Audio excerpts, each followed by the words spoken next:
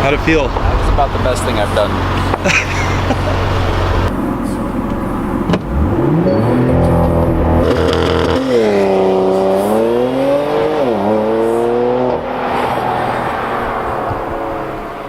How's it going, everybody? My name's Tyler. And I'm Mike. And this is the 2017 Porsche My bad. Macan S. And today we're just gonna basically walk around it, take a look at it, give you our thoughts on it, and see what we think. Let's go. I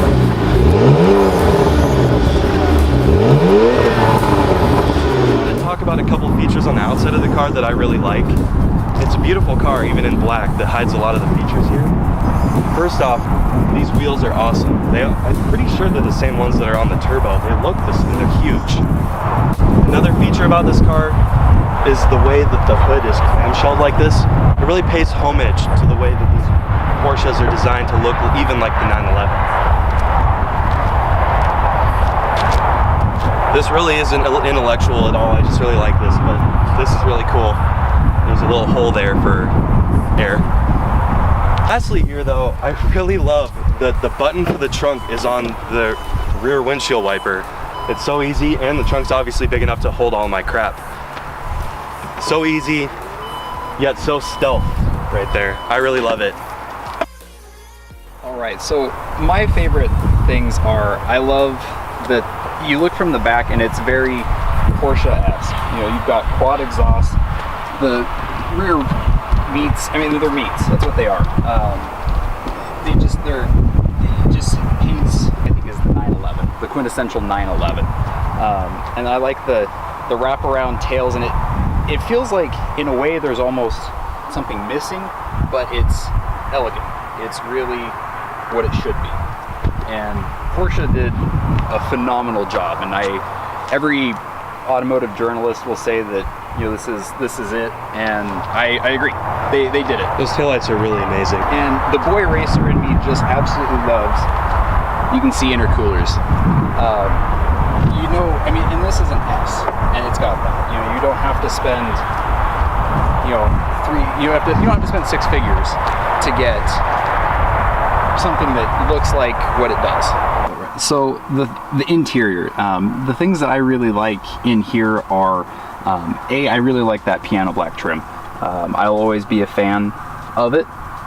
It looks classy.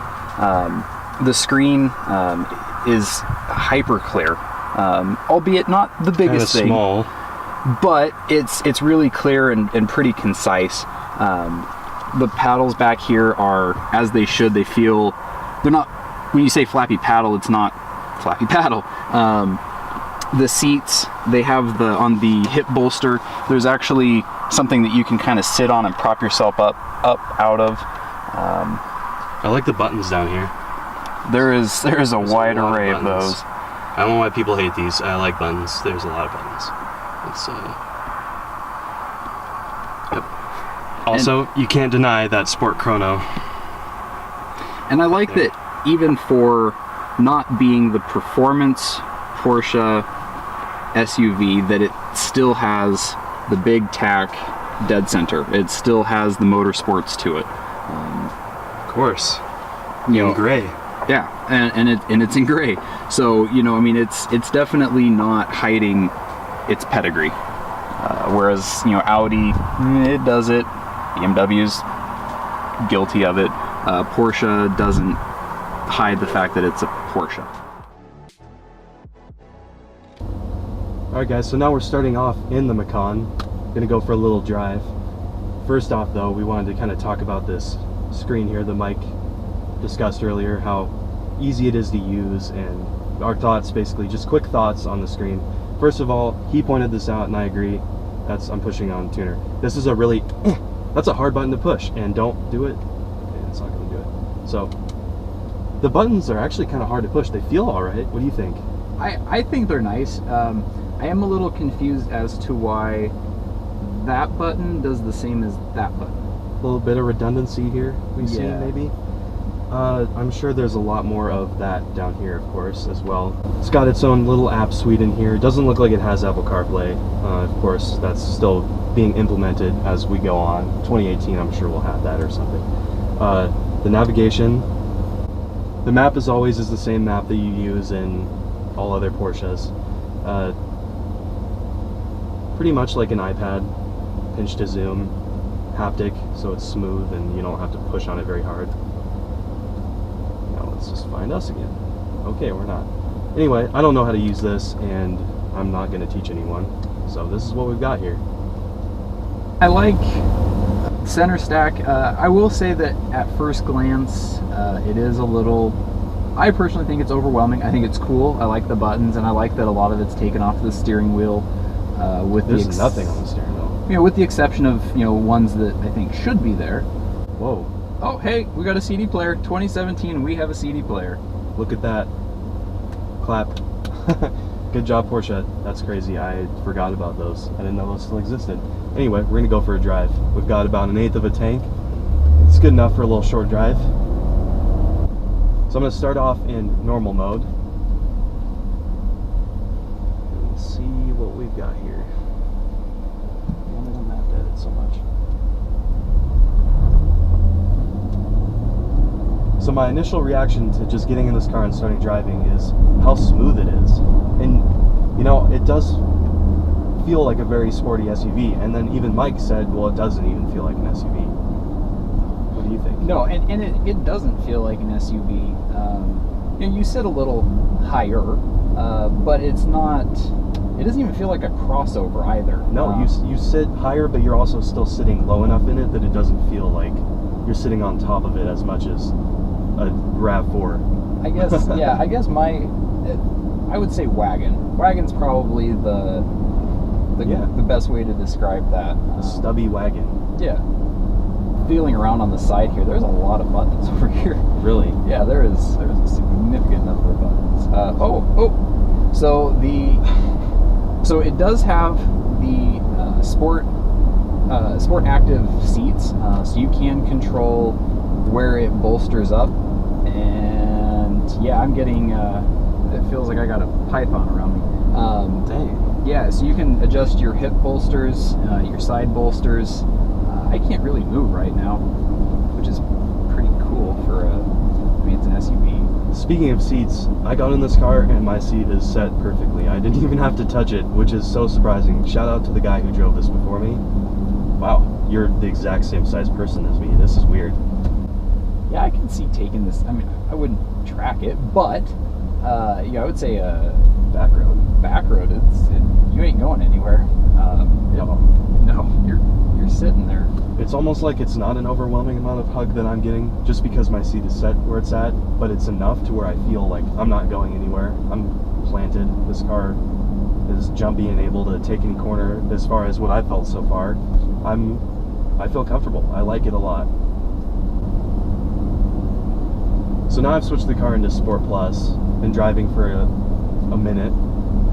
I don't really feel any difference in the steering weight, which is fine with me because I hear a lot of complaints about that artificial steering weight. Doesn't seem to really bother me. I just don't want any E90 3 Series steering weight going on there. That's just too much. I feel like I'm muscling the steering wheel around. So steering feels the same. The pedal is definitely more responsive. Suspension is nominally stiffer. Yeah, but I bet when you're in a corner, it's gonna feel better, but it's not that over dampened thing like in my STI where it's hard as a rock and it makes you bought the performance version. This is a comfortable performance car and I'm feeling it right now, and it's Sport Plus. Oh, we have Sport Plus. The dampers are on, everything's set to hard, and I'm totally fine. I could drive this in Sport Plus right now, down Spokane's bumpiest roads. The response time of the pedals is fast as all heck, obviously. It's the best transmission ever. Yeah, Porsche has been sitting on the throne for a long time with the PDK, and I'm okay with that. And they're not going to be dethroned anytime soon, of course. What I was talking about earlier, I kind of consider this like more of a rich man's STI, where you've got that all-wheel drive, you've got that more boy racery, usable feel to it, but I mean, it's obviously more comfortable and it's obviously more grown up. I guess you could even call it like a rich man's Golf R, you know? Yeah. And there's definitely things in here that speak to Porsche's luxury. Not not too often do you find like, okay, well there's soft touch, so I It's mean, yeah, of course, it's soft touch. but you know, I mean, like I was even impressed that there's settings for the passenger seat. What? Usually that's not something common. No, that's surprising. Why would your passenger need memory? Huh, good for them. So it's catering to the passenger as well in a car that is Very driver oriented. yeah. That's always good. You don't want your passenger to suffer the whole time. Another thing is too, we have the cooled seats on full blast right now. We're just relaxed. This is such a well-rounded package. No wonder why these go for MSRP or above. You cannot find a deal on these. They're worth every cent. One thing I was noticing is I like the. I wonder if that has. No way. That was it. Okay, what? So new thing. It senses you getting near it because you get close and there it goes. No, I was about ready to point out. I like the speed limit. I can't tell you how many times that has helped me out, especially in really unfamiliar areas. You take this on a road trip and you're going, I just don't know, and you know it's there to help out. You know, obviously it's not foolproof. You know, you still have to pay attention, but that is nice. It's handy. Yeah. So now we're about to get on the freeway, and of course, what do you think? Freeway on-ramp? Yeah, let's test the performance on this thing. You ready? Here we go. Oh, shit fart. All right, we got on the freeway really quickly, and no lack of power there. No. None. And it farts, which is a huge bonus. Yeah, I love that. I've always thought that the twin clutch fart was the coolest thing, and then to be able to hear it inside is even better, I think. Oh. What's that?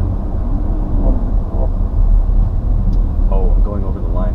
So this car also is equipped with lane departure warning. So when you're going over the line, it gives you a little notification. It doesn't yank the steering wheel at all. Keeps that same driver feel, that prioritizing driver feel, which is nice because I get tired of feeling a tug in the steering wheel when you go over the line or you're changing lanes, which this is in Sport Plus, so it's going to look at how high it's shifting, 4,500 RPMs. Yeah, it knows what it's meant to do, and you know, I mean, the 340 horses, cool. Yeah, I can't complain. AC's on too, of course. I mean, yeah. When you floor it, it does decouple. Hope you guys enjoyed the video, and I'm Tyler. And I'm Mike. My thoughts on this Porsche Macan are that it's incredible. $72,000, I would pay it. I know Mike would. This car is amazing. It looks amazing, it sounds amazing, it drives amazing. I can't give it enough praise, and it's only an S too. There's still the GTS, and you have the turbo as well. So I think if that says anything, it says that Porsche can build a CUV very well. I would agree. Like you said, $72,000, I'd pay it. I wouldn't even ask for anything less. It's worth $72,000. There's nothing that I could ask for. And if you like this car as much as we did, it's available at Porsche Spokane in Liberty Lake. I'm going to put their website down below. You can check them out. Have a good rest of your day or your night, wherever you're at. See ya. Running up, now I won't hide away anymore like yesterday, 'cause we're running up now. You can see it in our eyes that we won't look away. This time we're here to stay, so we're running up now. We're fighting, we collide, crashing